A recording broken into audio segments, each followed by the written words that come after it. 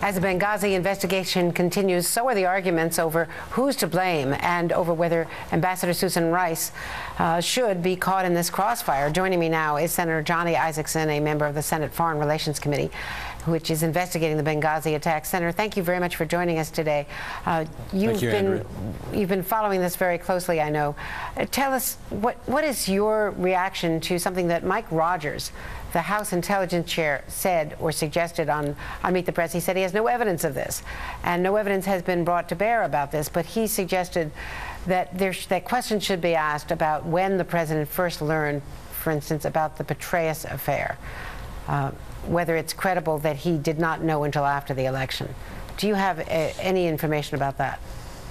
No, I don't. I would only be guessing if I tried to answer the question, but the more important question is who knew what when with regard to Benghazi, with regard to whether or not it was a terrorist attack, and with regard to the fact that for the first time since 1979, America lost an ambassador in harm's way. That's something we need answers for. Well, it seems very clear that there were plenty of warnings, that the intelligence community repeatedly told Washington that there was trouble in Benghazi, that it was not secure, that the Libyans could not secure it, that there had been, in fact, 5 separate attacks. So didn't Washington have fair warning that it needed to do something about the security there? It had fair warning. In fact, the Brits had already pulled their consulate out of Benghazi.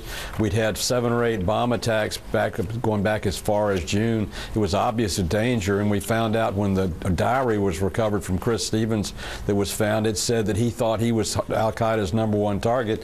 There were lots of warnings, and we should have had better security, and we should have had a better warning in terms of the specific event that took place at the consulate.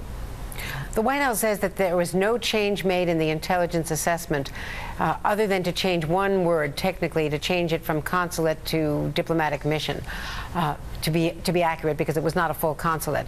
So do you believe the White House when it says that there was no political interference in the intelligence assessment and or the guidelines from which Susan Rice was working when she went on television that Sunday?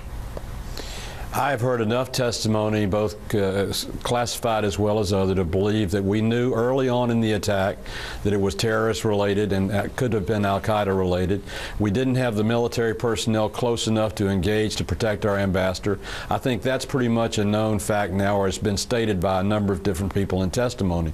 And if that's the case, we need to answer the questions why, and what are we going to do to see to it in the future that America doesn't lose a diplomat because we weren't prepared to protect him in the first place.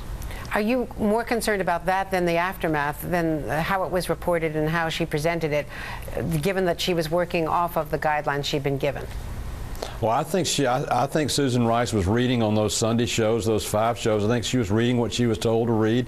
I've been around Washington long enough. When you represent the administration, they give you the talking points and you repeat the talking points. So I think that's what happened to Susan Rice. I need to know, and we need to know, and America needs to know, and Chris Stevens' family needs to know when we knew it was a terrorist attack, why we weren't prepared for it, and why that ambassador lost his life. Thank you, Senator. Thank you very much for joining us today.